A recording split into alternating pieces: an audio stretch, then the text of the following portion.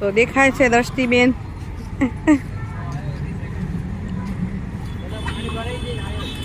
હા, મારી દાંતની એટલે મેં ખાલી સ્ટીમ ઢોકળા જ લીધા છે. સુવાળું સુવાળું ખવાય એમ.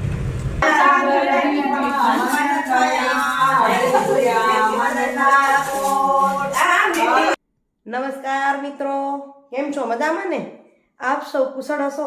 આપ સૌનો દિવસ જીવન બધું જ મંગલમય હોય એવી પ્રભુ પ્રાર્થના સાથે.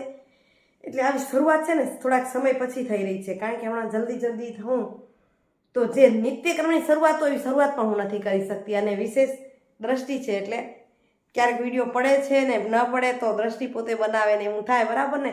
તો મિત્રો આપ સૌને જય લક્ષ્મીનારાયણ, જય સ્વામિનારાયણ, જય જીનેન્દ્ર, જય હાટકેશ, જય જલારામ, જય ઠાકરધણી, જય દ્વારકાધીશ, જય માતાજી અને હરિઓમ નમો શિવાયના નાદ સાથે આજની દિવસની શરૂઆત મિત્રો મંદિરે જઈ આવી છું. નમો શિવાયનો નાદ એટલે હવે તમને કરાવું ભગવાનના દર્શન, બરાબર? અને પછી કરીએ આપણે કામની શરૂઆત, દિવસની શરૂઆત.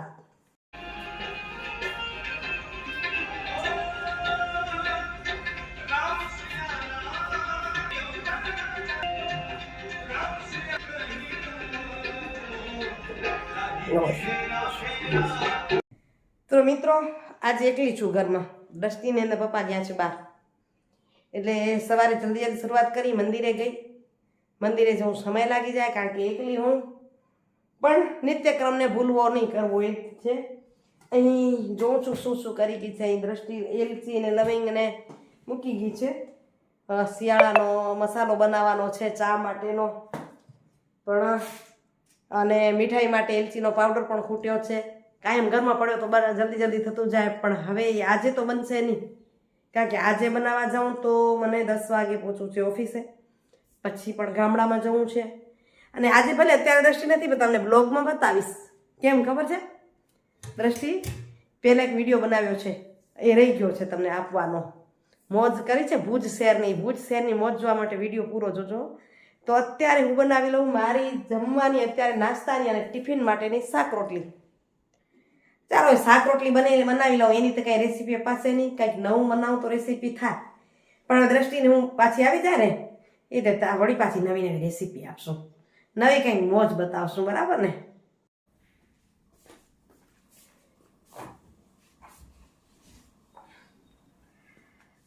મિત્રો શાક રોટલી થઈ ગઈ, વાગ્યા 8:45. વિચાર્યું કે સુઈચા લઈ લઉં.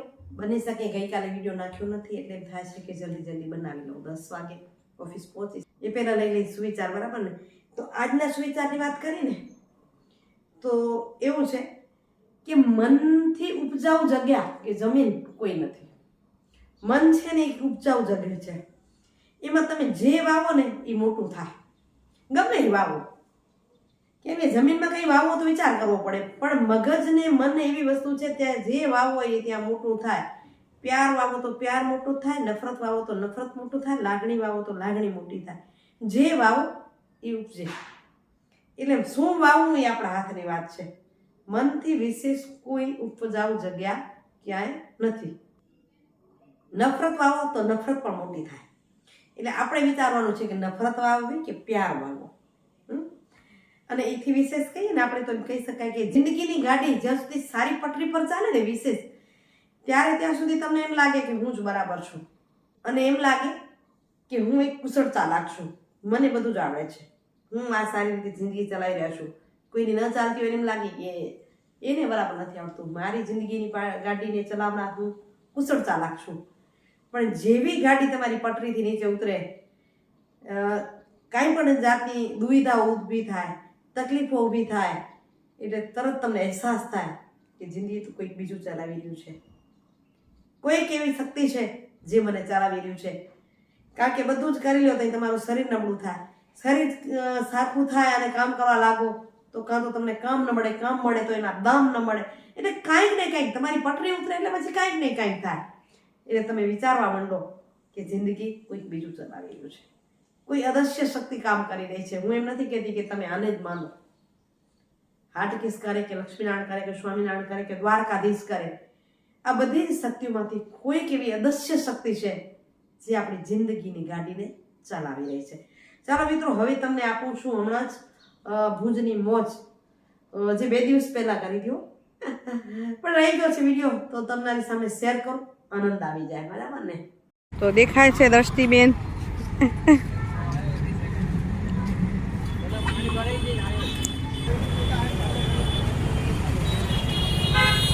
આ જલારામ સુકી ભેલવાલા જેનો આપણે વિડીયો પહેલાં બનાવ્યો હતો, બહુ જ પ્રખ્યાત છે ભુજમાં.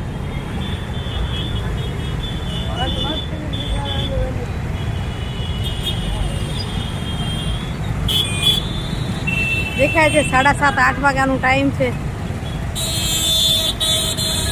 ભુજની અવાર જવાર અને સામે આ મ્યુઝિયમ, દાદી દાદા પાર્ક, દાદા દાદી પાર્ક.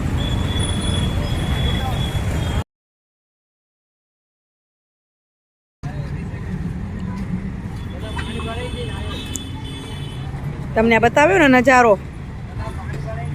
મારા ફેવરેટ સ્ટીમ ઢોકળા અને ફેવરેટ બેલ બની મારા ફેવરેટ. દ્રષ્ટિ ભુજ આવે તો ખવડાવવું પડે ને, એનું ફેવરેટ હોય એ. તો તમને આ બતાવું ભુજ શહેરનો નજારો, હમીસરની પાળનો અટાણે કેવો હોય છે.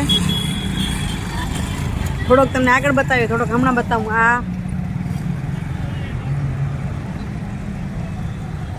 સમી સાંજની વેળા છે.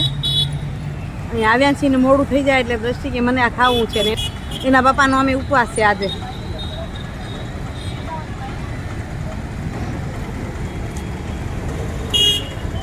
અહીં આ બાજુમાં સૂકી ભેલ, એનો વિડીયો તમને આપ્યો હતો.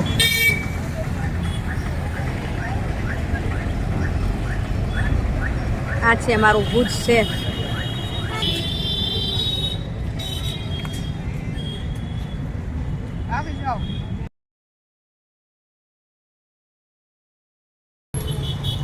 માવતરી આવે તો પછી એને ગમતું હોય ખવડાવવું પડે ને. ભુજની મોજ એને બહુ માણી છે, તે ભુજની મોજ જ એને આપવાની. લુડવા ઉલટાની ઓછી રહી છે, રહી છે મતલબ ભણવા જતી, વેકેશનમાં આવતી ઘરે.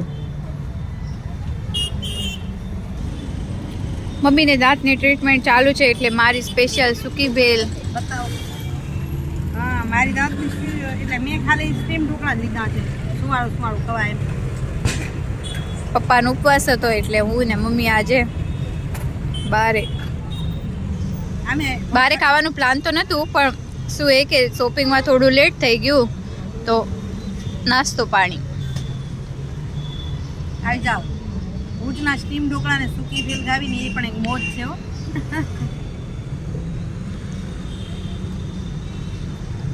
અને મસ્ત હમીસરના પાડે એકદમ જો કેવું જોરદાર મસ્ત એટમોસ્ફિયર, બાજુમાં તળાવની પાડે. તો મિત્રો હજી અમુક વિડીયો રહી ગયા, દ્રષ્ટિ સાથે એમ તો કર્યું હતું, પણ કંઈક એવું થાય ને કે ફોન ભરાઈ જાય, ડિલેટ કોક નીકળી જાય. શોપિંગ કરી હતી, થોડુંક ને રહી ગયું છે. શોપિંગ શું લઈ આવી બીજા વિડીયો બતાવીશ, કારણ કે આ દ્રષ્ટિ છે નહીં એટલે રહી ગયું છે. પણ આ મોજ હતી મારી દીકરીની, ભુજ શહેરની. દ્રષ્ટિઓ કે મોનું હોય, મને મોજ એવી જ હોય, ભેગી જવાની મોજ હોવી જોઈએ, બરાબર. હવે તમને જે બતાવી રહી છું એ છે સુરજપર ગામની બહેનો, અને મારા ઘણા બધા ફોલોઅર્સ છે એમાં એક બેન તો ખાસ હતા જે તમને બતાવી ન શકી, જશોદાબેન કેરાય. હંમેશા એને ફોલો કરે, બધું કરે છે. મને મળવા પણ આવેલા, મેં કીધું સુરત પર આવી છું તો કે મળવા આવું છું, પણ ત્યારે હું ટ્રેનિંગ કરી રહી હતી એટલે હું વચ્ચેથી કાંઈ ન લઈ શકું. ટ્રેનિંગ પૂરી થઈ ગઈ મારી આપવાની, ત્યારે બેનોએ કીધું વિડીયો મારો નહીં કરો, એટલે પૂછ્યું ચાલો કરી લઈએ તમારો વિડીયો. એટલે જે જમવા બેઠા હતા ને એ ઝલક તમારી સામે હું શેર કરી રહી છું. આ છે ભુજ તાલુકાના સુરજપર ગામના બેનો, ખૂબ સરસ ગ્રુપ છે. આમ એકચ્યુઅલી અમે નોકરીએ જઈએ તો એ કામ કરતા જ નથી, પણ અહીં બહેનોને ઈચ્છા હતી, 5-6 બહેનોને. બીજી બહેનો જ્યારે જાણ્યું કે ચેનલ છે જોઈએ છીએ તો કે ના અમારો તો વિડીયો થોડોક કરજો, એટલે રજા લઈ અને એમ કે તાલીમ પૂરી થઈ ગઈ, જમવાનું ચાલુ થયું તો ચાલો થોડીક ઝલક બતાવી રહી છે. તો તમે જોતા હો તો કહેજો કે બેન તમને કેવો વિડીયો લાગી રહ્યો છે, આપણે જે ઉતાર્યો છે ને તમે જમી રહ્યા છો એ. અને એમને જે કોઈ ઓળખતા હો એ પણ મને કમેન્ટ કરીને જરૂરથી કહેજો, બરાબર. સરસ મજાના શુક્ર શ્લોક સાથે પ્રસાદ લઈ પાવન થયા, અને તમને થોડું થોડું સંભળાઈ રહ્યું છે, કારણ કે ઘોંઘાટ થોડોક મોટો હતો. અને બહેનોનો અવાજ એટલા સારા અને મોટા છે કે મને લાગે છે માઇકની પણ જરૂર નથી, કારણ કે મારો અવાજ મોટો છે એથી વિશેષ મોટા અવાજ સાથે. અને ખૂબ સરસ ગ્રુપ છે આ બહેનોનો, ખરેખર આનંદ થયો. ક્યારેક હું પર્સનલ એમને મળીને તમને બતાવીશ, કારણ કે હું પર્સનલ વિડીયો બનાવશું જ્યારે એક દિવસ જઈશ કરવા માટે તો ઘણો આનંદ આવશે. ઘણી બધી પ્રવૃત્તિઓ સાથે આ સંકળાયેલા બહેનો છે, તો એની અલગ અલગ પ્રવૃત્તિઓ પણ આપણે વિડીયોથી બતાવશું, જેથી ઘણી બહેનોને મદદરૂપ થશે વિડીયોના માધ્યમથી પણ. મને દેખાય છે અહીં થોડો થોડો તમને અવાજ સંભળાવી રહી છું એનો, જે તમે સાંભળી શકતા હશો અને તમને થતું હશે કે કેવી જ મોજની વાતો અહીં થઈ રહી છે. અહીંના સરપંચ છે ચેતનાબેન, મારી બાજુમાં જ બેઠેલા, અને એ ગાઈડ કર્યા હતા. એક જુવાન મહિલા ખરેખર કેટલું સારું ગાઈડ કરી રહી છે, એનો સરસ નમૂનો છે આ સુરજપર ગામમાં. ઘણી બધી સરપંચ બહેનો એવી પણ છે જે તમને ક્યારેક બતાવી શકાય, ઈચ્છા હોય ત્યારે એમને, પણ મારી પણ ક્યારેક પાબંદી હોય છે.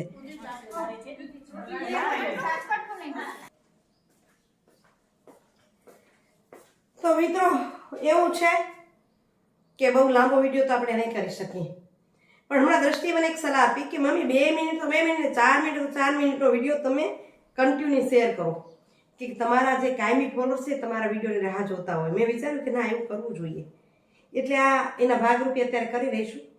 પણ ગઈકાલે તો થાકી ગઈ હતી, કારણ કે બાગ ગામે ગઈ હતી, ત્યાં ઘણી બહેનો સાથે તાલીમ થઈ અને આવી ત્યારે 9 વાગી ગયા.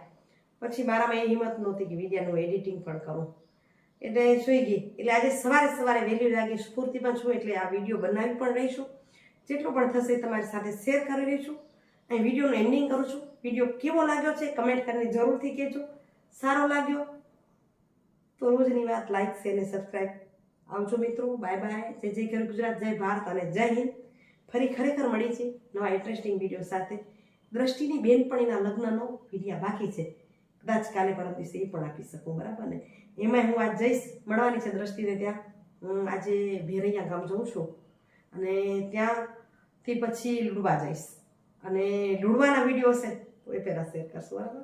તો આવજો મિત્રો, બાય બાય. કારણ કે 9:15 થયા છે અને 10 વાગ્યા પહેલાં ત્યાં પહોંચવું છે. કદાચ 5-10 મિનિટમાં એડિટિંગ કરી લઈશ તો પછી વિડીયો અપલોડિંગ તો થશે પડ્યો, તો સાંજ સુધી તમને આ વિડીયો પહોંચી આવશે. Bye bye.